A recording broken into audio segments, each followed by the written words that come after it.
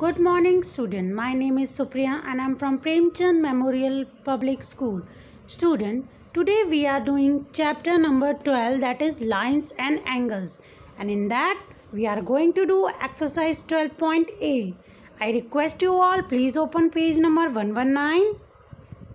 निकाल लिया बच्चों? Good. First of all, I want to tell you about basic concepts of geometry. Now, let's start with line. अब देखिए बच्चे, अगर हम बात करते हैं लाइन की एंड लाइन सेगमेंट की, तो आप लाइन से क्या समझते हैं? लाइन मतलब अगर मैंने ये खींचा तो this is a line, okay. और अगर एक लाइन के पास दोनों तरफ ये एरो लगे हैं, that means it can be extended इधर फ्रॉम हेयर और फ्रॉम हेयर. हम लाइन को जितना भी हम मन करें उतना बढ़ा सकते हैं. जैसे कि अगर मैं चाहूँ तो मैं इस लाइन को पूरे बोर्ड पर खींच सकती हूँ. क्लियर? तो हमारी लाइन क्या होती है? This is known as line. A line does not have a fixed length and fixed point. It can be extended to any length on both sides. Got it, student? और अगर मैं इसे नाम दूंगी A and B, we will write it as like this. This means line. अब चलिए बात करते हैं line segment की. If we talking about line segment is मतलब ना ये इधर एक्सटेंड होगी ना ये इधर एक्सटेंड होगी. It means this is a line segment. और ये इसका साइन है, सिंबल है. Clear student?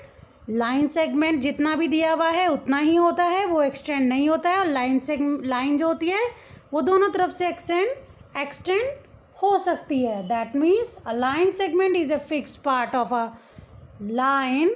It has a definite length and two end points. Got it student? Very good. Now let's talk about one more basic concept, that is ray. अब अगर हम रे की बात करते हैं, ray is this is known as ray. अब मतलब यहाँ डॉट है तो it can be extended from here. It can be extended from here as much as we want. हम जितना भी चाहें इसको वहाँ तक एक्सटेंड कर सकते हैं. Got it? और it's symbol is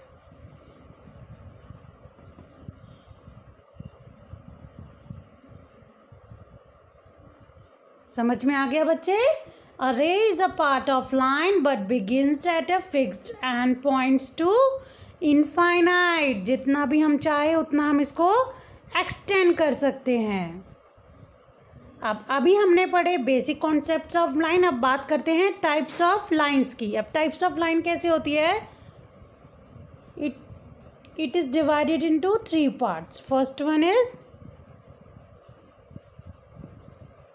intersecting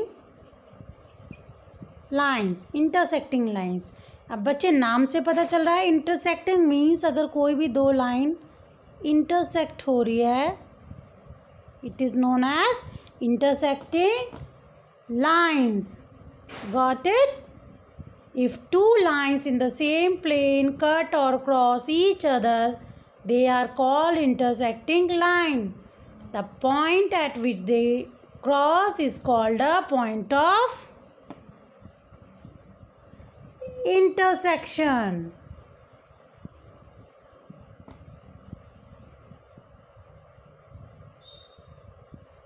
Clear?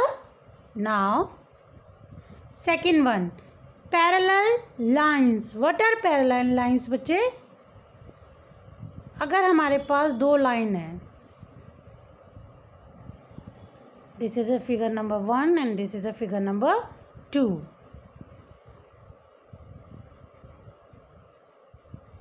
अब इस लाइन को अगर मैं एक्सटेंड करूँगी तो ये दोनों यहाँ पर इंटरसेक्ट हो रही हैं. That means it is not a parallel line. और अगर इन्हीं दो लाइन को मैं कितना भी एक्सटेंड करूँ, ये लोग किसी भी पॉइंट पर नहीं मिलेंगे. They won't meet each other. That means these are parallel lines. Understood, student?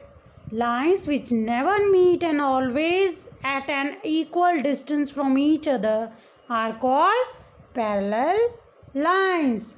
Got it? Now come to the next line. Our third line is perpendicular line.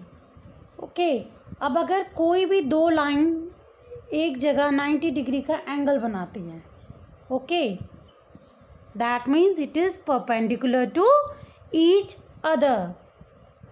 Two lines in the same plane are perpendicular if they intersect each other at right angle.